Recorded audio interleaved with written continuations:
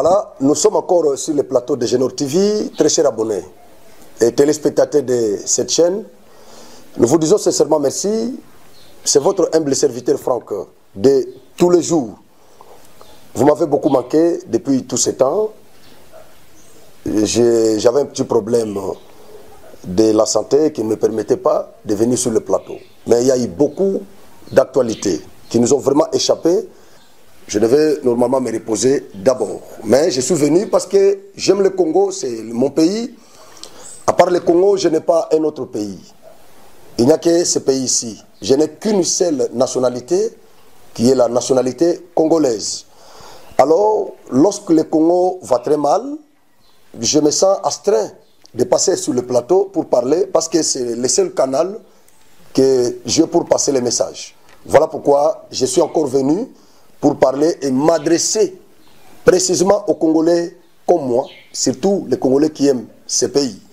Parce que je sais que tous les Congolais qui n'aiment pas ce pays ne vont pas nous soutenir, ne vont pas être d'accord avec ce que nous allons aborder ici. Mais néanmoins, pour tous les Congolais qui aiment ce pays, qui ont l'amour de ce pays, comme c'est le cas avec celui qui vous parle ici, je crois que notre message va très bien passer. Va très bien passer, ils ne seront pas choqués. Parce qu'il y en a qui lorsqu'on parle de Kagame, lorsqu'on attaque Kagame, ils se sentent frustrés, ils se sentent offusqués, navrés. Mais lorsqu'on attaque Tshisekedi, là ils sont très contents, là ils sont joyeux, tout ça. C'est comme si entre Kagame et Tshisekedi, Tshisekedi est plus mauvais que Kagame. Malheur à tous ces Congolais-là. Malheur à tous ces Congolais. Moi j'ai toujours dit, Félix est un humain. Il peut avoir aussi ses faiblesses, c'est normal. Il n'est pas Christ, il n'est pas Dieu. C'est un humain, il est le fils de son père et de sa mère. Il peut aussi avoir certaines faiblesses, ce n'est que normal. Ces faiblesses sont inhérentes au corps humain. C'est normal. Il a ce corps, il a cette chair, il a le sang, il a l'eau, il a tout ce que nous avons. Il peut aussi commettre des erreurs. Mais si on le plaçait là, et qu'on plaçait Kagame à son côté, et si on me demandait de faire un choix, je crois que mon choix sera clair. Je vais choisir Tshisekedi. Ah oui, je vais le choisir avec toutes ses erreurs. Je vais les choisir. Je vais les choisir. Et les faiblesses, les erreurs là, nous allons les corriger en famille. Nous allons nous attaquer en famille. Car on dit, les linges sales se lavent en famille. Kagame n'est pas de ma famille. Et donc, je ne peux pas exposer Tshisekedi, quelles que soient ses erreurs. Je ne peux pas l'exposer. Ça, c'est Franck. Ça, c'est Franck. Merci beaucoup. Alors, je vais aborder beaucoup de questions, mais non, une seule question majeure. Mais avant cela, je vais vous balancer une photo qui a fait tour des réseaux cette semaine. La photo de l'ancien gouverneur de la grande province de Mandaka, en l'occurrence, José Makila. Je n'ai pas compris par quel mécanisme ce vieux-là est devenu mince. Je n'ai pas compris. J'ai regardé cette photo-là plus de 40 fois. Alors, par moment, je me disais que c'était un montage. Mais par après, j'ai compris que ce n'est pas un montage. J'ai essayé de contacter beaucoup de gens. Ils m'ont confirmé que ce n'est pas un montage. Parce que ramasser quelque chose sur les réseaux sociaux et faire foi sur cette chose, je crois que ce n'est pas bien. Nous ramassons, oui, nous lisons parce que le monde aujourd'hui est sur le net. Je peux voir une information, mais avant de l'aborder, je dois entrer en profondeur, je dois fouiner pour être rassuré que c'est vrai. Alors, on m'a confirmé que c'est vraiment vrai, c'est bel et bien vieux José Makila. Par quelle magie? Par quelle magie? Mais je vais vous lire un commentaire d'un internaute qui a commenté, je crois qu'il doit avoir fait la médecine. Moi, je ne suis pas médecin. Je ne suis pas médecin. Mais néanmoins, quand j'ai lu les commentaires de ses compatriotes, j'ai compris que c'est un médecin. C'est un médecin. C'est vraiment un médecin. Alors, les frères disent ceci, alors, ce n'est ni les sports, ni le régime qui fait perdre du poids. À un temps record tel que celui-ci, il doit avoir eu recours à des interventions chirurgicales telles que 1. les bypass gastriques. 2. Les stèves gastrectomie. 3. Anon gastrique, etc. Et ces opérations coûtent tellement qu'elles pourront justifier tous ces vols et détournements des deniers publics qu'a effectué M.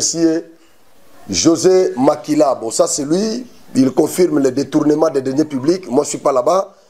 Mais mon problème c'est d'abord la perte du poids de notre vieux José Makila. José Makila, vous voyez, il y a deux photos là. Ancien José Makila et le nouveau José Makila. Vous voyez qu'il y a un miracle qui s'est effectué. C'est vraiment un miracle. Un miracle que les médecins ont déclenché pour voir José Makila maigrir jusqu'à ce niveau. J'ai même pitié de lui. Mais en tout cas, c'est une très bonne chose parce qu'il risquait de devenir obèse. Mais maintenant, avec ça, il peut encore servir le pays. Il peut servir le pays. Voilà, c'est ça la photo qui a fait tous des réseaux sociaux. Il y en a encore une autre, mais je ne vais pas balancer. Je crois que ça, c'est du mensonge. Là où, dans laquelle nous voyons Fachi, le président français Macron et Kagame à côté. Macron au milieu. La photo là, c'est une ancienne photo. C'est une ancienne photo. Ce n'est pas une photo qui date d'aujourd'hui. Parce que c'est la question que je vais aborder au cours de cette mission. C'est la question que je vais aborder. Vous allez vraiment nous aider à partager les liens de cette émission. Vous allez nous aider à partager les liens de cette émission. Je vais lire d'abord la déclaration d'Augustin Kabouya, le secrétaire général du parti au pouvoir, l'UDPS. Je vais les lire et puis je vais aborder autre chose. Je vais aborder autre chose. Voilà, je vais aborder autre chose. Parce qu'il y a quelque chose que j'ai découvert dans cette déclaration d'Augustin Kabouya. Mon abouté, j'ai découvert quelque chose là-bas. Elle est où la déclaration? Elle est où la déclaration? Elle est où? Elle est où? Elle est où? C'est parti loin, je vois. Elle est là. Elle n'était même pas loin. Elle n'était même pas loin. Elle est là. Augustin Kabouya, secrétaire général de l'UDPS, a annoncé qu'il ne sera plus candidat premier vice-président de l'Assemblée nationale. Une décision qu'il a prise pour mieux jouer son rôle de protecteur du régime et participer activement au processus de conservation du pouvoir. Je serai avec vous ici au parti durant, c'était devant les membres de son parti, en l'occurrence l'UDPS. Je serai avec vous ici au parti durant les 5 prochaines années, a affirmé Augustin Kabouya de l'UDPS, qui prévient aussi que dans les jours à venir, le pouvoir aura à traverser de profondes zones de turbulence. C'est ça, ce qui nous intéresse dans cette émission. Kabouya a prophétisé. Ça, c'est la prophétie d'Augustin Kabouya. Il dit, il prévient aussi que dans les jours à venir, le pouvoir aura à traverser de profondes zones de turbulence. La prophétie de Kabouya. Voilà pourquoi nous nous préparons. Parce que le secrétaire général, celui qui gère les partis au pouvoir, a prophétisé sur les zones de turbulence dans lesquelles le pouvoir de Fachi va traverser. Alors nous qui aimons le Congo, nous sommes là. Oui, nous sommes là pour les protéger, pour lutter, parce que nous n'allons pas céder. L'heure est grave. Oui, l'heure est grave. Si Fachi perd ses pouvoirs, ne croyez pas que ça sera Fayoulou qui va les récupérer, qui va les ramasser dans la rue. Hein? Ça ne sera même pas Mouzito qui va les ramasser. Mais ça sera toujours ces gens-là qui sont en train de nous menacer dans l'Est. C'est eux qui vont récupérer les pouvoirs. Ouais, c'est Nanga et ses acolytes, c'est eux qui vont récupérer les pouvoirs, donc les ennemis de ce pays. Alors, nous n'allons pas laisser. Voilà pourquoi nous sommes là. Partagez-nous les liens, s'il vous plaît. Aidez-nous à partager les liens massivement. Aidez-nous à partager les liens massivement. Tokoloba, Tokoloba. Alors, je vais aborder la question du 30e anniversaire du génocide rwandais. Parce que ça fait couler beaucoup d'encre et de salive. Jusqu'aujourd'hui, ça fait parler beaucoup de gens. Fachi porté disparu. Les gens ne savent pas là où Tshisekedi se retrouve. Ils savent là où il se retrouve. Mais ils font semblant de ne pas le savoir. Oui, c'est moi qui l'ai dit. Tous ces gens qui parlent de la disparition de Fachi, ils savent là où Mukantombolo se trouve. Mais le problème, c'est que ils ne veulent pas le dire tout haut. Ils ont évoqué beaucoup de choses autour de ces déplacements de chef de l'État. Soi-disant, il serait gravement malade. Il y en a même, il y a des anciennes photos qui circulent maintenant sur les réseaux sociaux pour dire que le président est gravement malade. Il serait pris en charge en Belgique, il serait les autres en France, tout ça. Il y a beaucoup de choses qui se disent. Nous allons aborder la question. Je vais vous lire un message qui a fait aussi le tour des réseaux sociaux, qui m'a offusqué.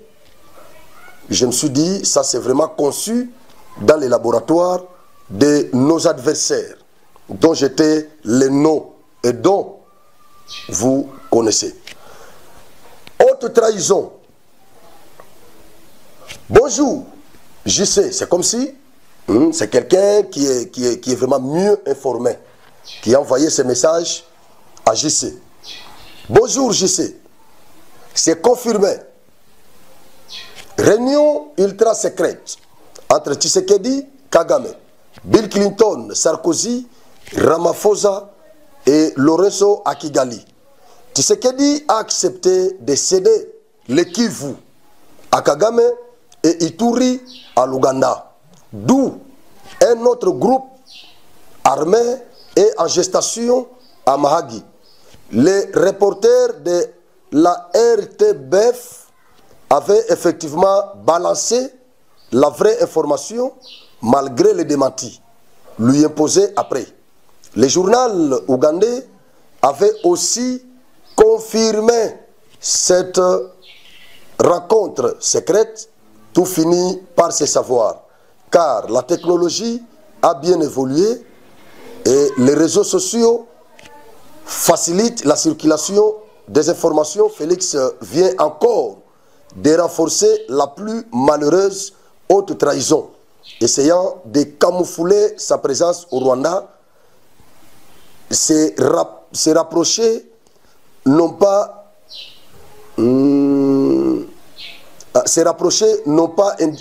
indiqué ce voyage, considéré comme porté disparu après la signature de cet accord de la honte.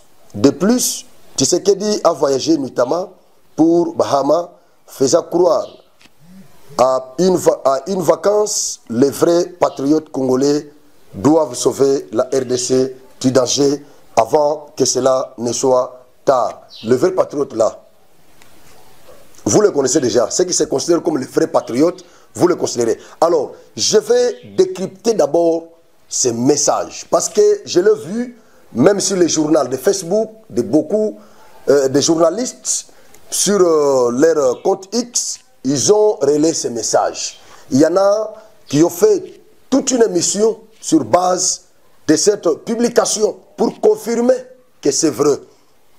Ils confirment vraiment que c'est vrai. Ouais, ils confirment que c'est vrai. Alors, je vais vous balancer cette information de la radio-télévision belge de la communauté française, RTBF. Je vais vous balancer ce communiqué et le démenti de cette information. Vous aurez toutes ces images. Alors, vous allez comparer maintenant avec ce que ces soi-disant Congolais, permettez-moi de les considérer comme ça, soi-disant Congolais a publié. Ça, ce sont des conneries. Ça, ce sont des conneries. Vous pensez que Tshisekedi, même s'il était con, comme celui qui a publié ces messages, est-ce qu'il peut vraiment faire un voyage, un président chef de l'État peut se déplacer ici, vers le Rwanda, sans qu'il y ait quand même une information officielle? Est-ce que c'était dans un voyage de travail? C'était un voyage officiel? C'était quel voyage? Il est allé faire quoi? Si c'était un voyage officiel, ça allait être connu de tous les Congolais. Même les radios, les télévisions rwandaises allaient annoncer ça. Parce que c'est tout ce que les Rwandais attendaient. Voir Félix Tshisekedi sur leur territoire. Vous pensez que président comme Tshisekedi peut se déplacer ici, vers le Rwanda, sans qu'on en parle, sans qu'aucune télévision ou radio, aucun média rwandais en parle, sans qu'aucun média congolais en évoque? Vous pensez que c'est vraiment vrai? Au moins si on était des cons, si on était des turpides, des sordides, là, on pouvait accepter. Mais comme moi, je ne suis pas un turpide, je ne peux pas croire à cette connerie. Vous voyez? À cette connerie, je ne peux pas accepter. Oh, tu sais qu'il dit, il a dit quoi? Il commence avec... d'abord la première phrase, il dit, haute trahison, haute trahison, haute trahison. Bonjour, je sais, c'est confirmé. Qui a confirmé? C'est lui qui a confirmé. Tshisekedi n'était pas au Rwanda. Oui, Tshisekedi n'était pas au Rwanda. Nous savons, tu sais c'est Kabilo que je outa. Ba message, ba publication, tu yebi bisika ezo outa. Bato ba osala biloko yo, tu yebi bango. Alors, j'adresse les messages à tous les Congolais. Ne faites pas foi à cette publication. Même si vous moni n'importe quel journaliste aborder cette question, même si vous l'andi, communicateur Moko, Bolandi, analyste politique Moko, aborder cette question, c'est du mensonge. C'est-à-dire, Bazo Lingaba jeté discrédit sur Tshisekedi. Tshisekedi est catégorique. Félix est honnête. Togo qu'on reprochait Félix Namakamoussus, oui.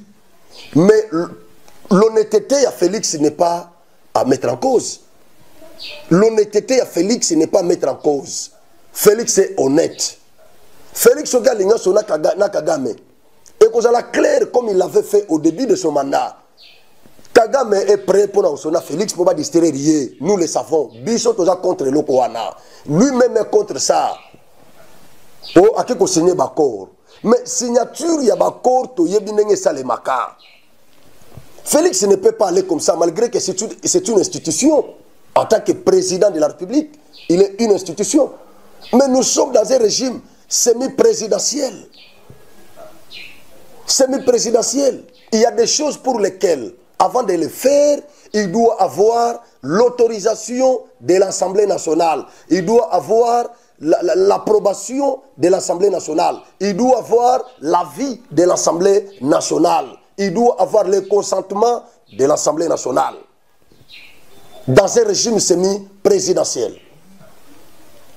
Malgré qu'il est chef du gouvernement, et il est le chef de l'exécutif, mais il y a un chef du gouvernement qui est le Premier ministre. Il y a un conseil de ministres. Il y a ce qu'on appelle les délibérés du gouvernement. Il y a des choses pour lesquelles, avant qu'il les fasse, il faut les délibérés du gouvernement. Ça c'est clair. Pour ceux qui ont fait le droit international, ils comprennent quand même comment ça se passe, les accords, ces histoires, des accords. Ils comprennent. Un chef de l'État ne peut pas se réveiller comme ça, et il part dans un pays étranger pour aller signer les accords, sans qu'il y ait négociation, sans qu'il y ait signature. Nous avons déjà une loi dans ce pays qui interdit le gouvernement d'aller négocier avec Kagame aussi longtemps que les militaires rwandais sont sur les territoires congolais. Il y a une loi qui interdit le gouvernement d'aller négocier avec les rebelles du M23 aussi longtemps qu'ils sont encore sur le territoire congolais.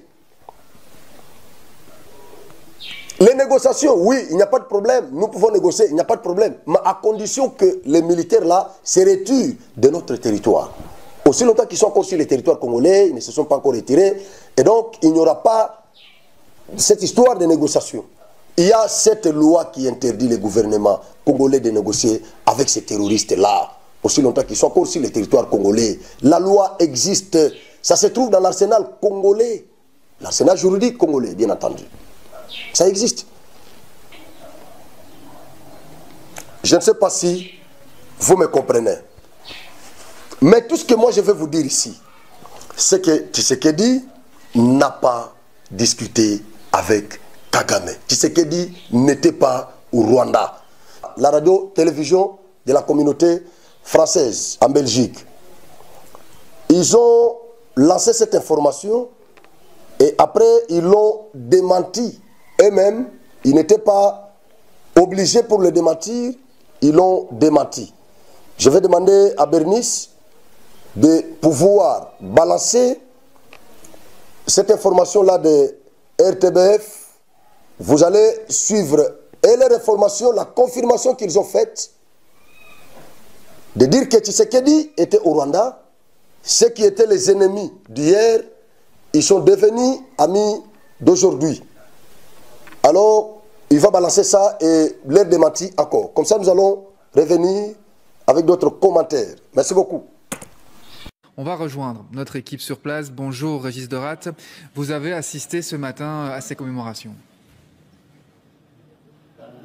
Oui, la cérémonie est toujours en cours d'ailleurs et aujourd'hui, ici, on célèbre la mémoire du million de Rwandais assassinés durant le génocide, 1 million de victimes, principalement Tutsis, massacrés par le régime génocidaire Hutu de l'époque.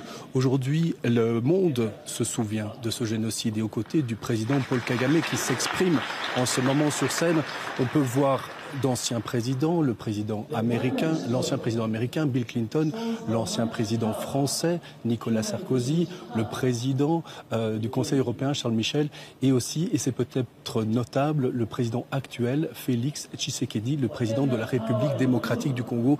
Et on sait les tensions notables, importantes qui tendent en ce moment les relations entre ces deux pays avec des massacres perpétrés dans l'est de la République démocratique du Congo, des massacres qui ont été répétés aujourd'hui lors des discours officiels par le ministre des Affaires étrangères rwandais.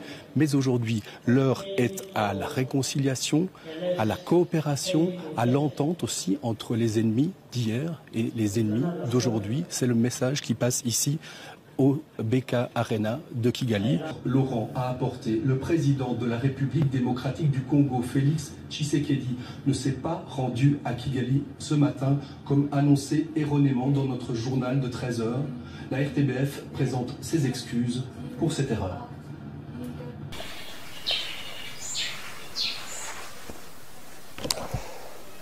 Voilà, je pense que vous avez suivi cette fausse information. Ils étaient pressés pour annoncer la présence de Tshisekedi au Rwanda. Et celui qui disait c'était leur correspondant au Rwanda. Ils n'ont pas vu Tshisekedi au Rwanda, mais RTBF s'est arrogé l'audace d'annoncer la présence de Tshisekedi au Rwanda. Et par après, ils ont fait un démenti pour dire que c'était une erreur. Tshisekedi n'était pas au Rwanda. Eux-mêmes, ils n'étaient pas poussés par quelqu'un. C'est un média belge qui a fait ça, qui a commis cette erreur. Un média belge. Et il y a les Congolais qui ont fait foi à cette information. Directement, ils ont accepté, avant même les démentis, ils ont fait les émissions, ils ont commenté, Tshisekedi a trahi le Congo, Tshisekedi est au Rwanda, Tshisekedi, il est au Rwanda, Tshisekedi n'est pas à Bahama, il est au Rwanda. Et pourtant, Tshisekedi est à Bahama. Bahama, c'est en Amérique du Nord. C'est là où il est. Il est en vacances là-bas avec sa chère épouse. Il a beaucoup travaillé après les élections, tout ça. Alors, il devait normalement se reposer. C'est là où il était. Lors du 30e anniversaire de ce massacre de Tutsis. Il n'était pas là-bas. Alors, on dit quoi? Oh non, Thabo Mbeki, et l'Afrique du Sud nous a trahis, l'Amérique nous a trahis, parce qu'on a vu des grandes personnalités de ces grands pays au Rwanda. Oui. Mais quand on a cité les noms de tous ces gens-là qui étaient au Rwanda, On n'a même pas cité le nom de Tshisekedi là-bas. Le nom de Tshisekedi n'était pas cité là-bas. Qui était là? Le président Bill Clinton, l'ancien président des États-Unis d'Amérique. Bill Clinton, Nicolas Sarkozy, ancien président de la France. Thabo Mbeki, ancien président de l'Afrique du Sud. Sassou Nguesso, celui-là c'est son ami. Celui-là est devenu un grand ami à Kagame. Touadéra, Centrafrique. Herzog, Israël. Rajoelina, Madagascar. Samia Suluhu, Tanzanie. Ramaphosa, Afrique du Sud, participent en ce moment à Kigali. Donc c'est eux qui étaient là-bas. On n'a pas cité les noms de Tshisekedi ici. Le président congolais n'y était pas. Le président d'Aïchimi du Burundi n'y était pas. Parce qu'ils vivent aux antipodes avec Paul Kagame. Ils n'étaient pas au Rwanda, c'est du mensonge. C'est du mensonge. Alors, les autres ici, ils pouvaient y aller, c'est normal. Nous ne pouvons pas les interdire d'y aller. Nous ne pouvons pas. Non, bakoki kokende ko assister parce que relation bilatérale na bango na Rwanda ils ont un problème té. Afrique du Sud na Rwanda ils ont un problème té. Bakoki na bango, ce sont des pays indépendants. Ça ne veut pas dire que ceux qui sont na Rwanda toujours Kanaté, tel président a kokende té, tel président a kokende té. Non. Ça dépend du niveau des relations. Donc ce côté, ça ne pose pas vraiment un problème. Alors, j'aborde la deuxième question qui est relative à la sortie du gouvernement dans quelques minutes. Ça offusque. Franchement, ça offusque. Nous sommes dans un pays où les élections se tiennent. Très bien, le peuple choisit leurs dirigeants, en commençant par les chefs de l'État. Et maintenant, le même peuple commence à souffrir pour la sortie du gouvernement. Le même peuple est instrumentalisé de gauche et à droite. Nous avons lutté ici pour qu'il y ait des élections. Oui, il y en a eu dans ce pays. Nous avons eu des autorités votées par le peuple congolais. C'est depuis le 19 décembre. Aujourd'hui, nous sommes le 11 avril. Le 12, je crois. Le 12 avril aujourd'hui. Ça fait jour pour jour, 4 mois et demi, que le gouvernement n'est pas encore sorti. Le président est là, sans gouvernement. Entre-temps, le pays est menacé. Nous devons avoir des institutions dûment installées pour faire face à cette menace-là qui se vit dans l'Est. Mais nous avons le chef de l'État qui jusque-là n'a pas un gouvernement dûment installé. Il travaille avec le gouvernement qui expédie les affaires courantes. C'est ce gouvernement-là que nous avons. Avec un bureau de l'Assemblée nationale provisoire, le bureau d'âge.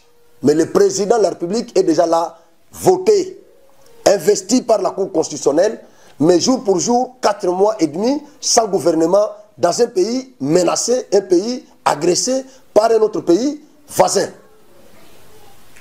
Le Sénégal qui a organisé les élections après nous. Aujourd'hui, le Sénégal a un premier ministre. Le Sénégal a déjà un gouvernement. Il y a déjà un gouvernement là-bas.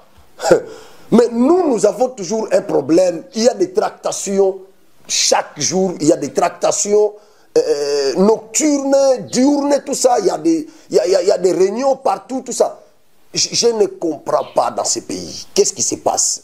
Alors, quand nous vous demandons de réviser ou de changer cette constitution, beaucoup de Congolais pensent que nous extrapolons, parce que nous sommes mal intentionnés, nous voulons accorder le 3e mandat à Tshisekedi. Ce n'est pas ce qui se trouve dans notre intention, Bayama.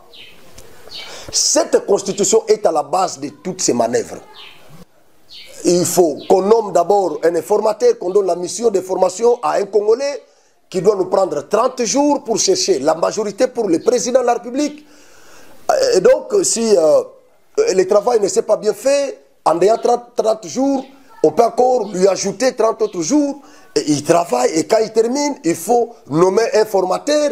Les formateurs qui vont entrer en contact, qui vont prendre langue avec différents différentes autorités morales, des partis politiques et familles politiques congolaises, tout ça. Machin. Tout ça, ça nous prend des jours. Ça nous prend des jours. Et aujourd'hui, nous avons un président qui travaille avec un gouvernement qui expédie les affaires courantes, avec un bureau d'âge dans l'Assemblée nationale. Et entre-temps, nous sommes agressés. Entre-temps, il y a la rareté même de certains denrées alimentaires. Nous avons l'inflation monétaire qui bat record. Nous avons tout ça dans ce pays. L'économie continue à être extravertie.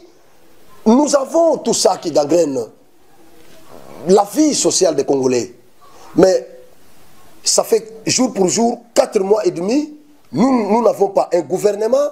Le Premier ministre vient d'être nommé, ça nous a pris 4 mois, elle est nommée maintenant la dame, elle attend maintenant le gouvernement. Et là, il y a des tractations, et c'est le peuple toujours qui continue à souffrir, qui continue à être manipulé par les autorités morales. S'il ne s'est pas retrouvé, s'il n'a pas eu sa quote-part, il doit instrumentaliser les Congolais qui doivent sortir dans les rues, qui passent dans les chaînes de télévision pour s'insulter, insulter d'autres autorités. Donc, nous nous attaquons, nous nous entretuons nous-mêmes. Et entre-temps, quand ils auront ce pouvoir-là, nous serons mis à l'écart. C'est leur famille, c'est leurs copains, copines. Donc la copinocratie, la familiocratie qui sera installée. Et nous serons maintenant écartés. Les journalistes qui sont instrumentalisés, les analystes politiques qui sont instrumentalisés, les Congolais lambda qui sont instrumentalisés. Et une fois que ce leader-là est au pouvoir directement, c'est sa cousine, c'est son cousin, c'est son oncle, c'est son petit frère, c'est sa femme, c'est son fils, c'est eux qui seront au pouvoir. Et nous serons écartés. Mais quand il n'a pas encore trouvé sa quote-part, il vous appelle au téléphone. Vous voyez, on veut me dribbler, on veut dribbler notre parti, on veut dribbler notre regroupement, on veut faire ça. Et tu passes, tu attaques, tu insultes, tu menaces, tu instrumentalises les Congolais, tu pousses les Congolais au soulèvement, tout ça. Et tout ça, c'est juste pour qu'il ait un poste. Et c'est ce qui est à la base de toutes ces manœuvres. C'est ce qui est à la base de toutes ces manœuvres ici. Nous sommes dans quel pays là? Lorsque nous parlons, les Congolais font sourd d'oreille. Nous devons prendre conscience, chers Congolais, nous devons prendre conscience que ces hommes politiques qui cherchent le pouvoir, ils doivent se battre eux-mêmes. Ils doivent les mériter. Ils doivent lutter pour convaincre l'autorité suprême qui les nomme. Oui. Ils ne doivent pas procéder par l'instrumentalisation des citoyens lambda pour qu'ils fassent des bruits afin qu'ils aient les postes. C'est pas normal. Nous devons tenir compte de la méritocratie. Méritocratie. Méritocratie. Tu mérites, on te nomme. Tu ne mérites pas, on te déclasse. Oui. Et si vous voyez votre leader déclasser ce qu'il n'a pas mérité, il peut avoir tous les savoirs du monde. Il peut avoir toutes les compétences. Mais si à lui, il y a la sémence de la kleptocratie, la corruption, les détournements, les circuits parallèles, spécialistes en circuits parallèles, tout ça. On ne va pas les nommer. Et s'il n'est pas nommé, ne soyez pas scandalisés. Ne faites pas de bruit, ne manifestez pas. Je suis en train d'avertir les Congolais. Parce que je sais que quand le gouvernement va sortir ici, il y aura beaucoup de frustrés qui seront dans des rues, qui vont manifester, qui vont faire défection, qui vont rejoindre Nanga. Il y en aura beaucoup. Il y en aura beaucoup, je sais. Mais je demande aux Congolais de rester calmes. Parce que quand ils seront là, ils ne vont pas s'intéresser à nous. Ils vont s'enrichir. C'est leurs enfants qui seront en Europe. C'est leurs femmes qui seront chaque fois dans des avions. Et vous, vous serez toujours dans des rues. Vous serez toujours malheureux. Malheureux. Voilà pourquoi je demande qu'on essaie de revoir cette constitution. Parce que ça freine. Toutes ces tractations ici, ça tire leur origine dans la constitution. Pourquoi? parce qu'on évite la cohabitation, on veut la coalition. Alors dans la coalition, il faut que même les chenilles soient là, il faut que les souris soient là, il faut que les cancrelats soient là, il faut que même ceux qui ne méritent pas soient là, il faut que tout le monde soit là, il faut que les mouches soient là, il faut que les moustiques soient là au nom de la coalition. Les gouvernements de coalition, oui, pour éviter la cohabitation. C'est ça le problème. C'est ça le problème. Pour éviter tout ça, il faut que l'informateur soit nommé. Il prend langue avec les autorités des différents partis politiques. Après, c'est le formateur du gouvernement qui sera nommé. Après, maintenant, c'est la nomination des différents ministres, et Premier ministre, tout ça. Bref, ça nous prend du temps. Nous sommes dans un pays menacé, mais sans gouvernement dûment installé, sans bureau d'Assemblée nationale définitif. Nous sommes dans un pays comme ça. Le Sénégal qui vient d'organiser les élections, ils ont déjà un gouvernement. Ils ont eu le Premier ministre avant nous. Pourquoi? Est-ce que chez eux là-bas, il n'y a pas de politiciens? Il n'y a pas de Sénégalais qui veulent aussi accéder au pouvoir? Les Sénégalais qui n'ont pas gagné les élections, est-ce qu'ils sont allés en brousse créer la rébellion? Mais pourquoi seulement chez nous? Tu n'es pas nommé, tu dois aller en brousse, tu dois créer la rébellion, tu dois rejoindre les Rwandais qui nous agressent. Tu n'es pas nommé, tu dois instrumentaliser les membres de ta famille, tu dois instrumentaliser les membres de ton église, tu dois instrumentaliser les Congolais de ton parti pour qu'ils sortent dans des rues, pour manifester, pour brûler l'épinay, les journalistes, les analystes politiques, pour insulter le président de la République. Vous devenez directement des opposants parce que vous n'avez pas été servis. C'est ça le pays dans lequel nous sommes. Alors tout ça, ça fait mal. Voilà pourquoi nous devons être là pour interpeller la conscience des Congolais. Merci beaucoup. Nous sommes arrivés à la fin de notre émission de ce jour. Nous disons merci à notre caméra humaine, Bernice Yamba. Merci beaucoup à l'équipe technique. Merci.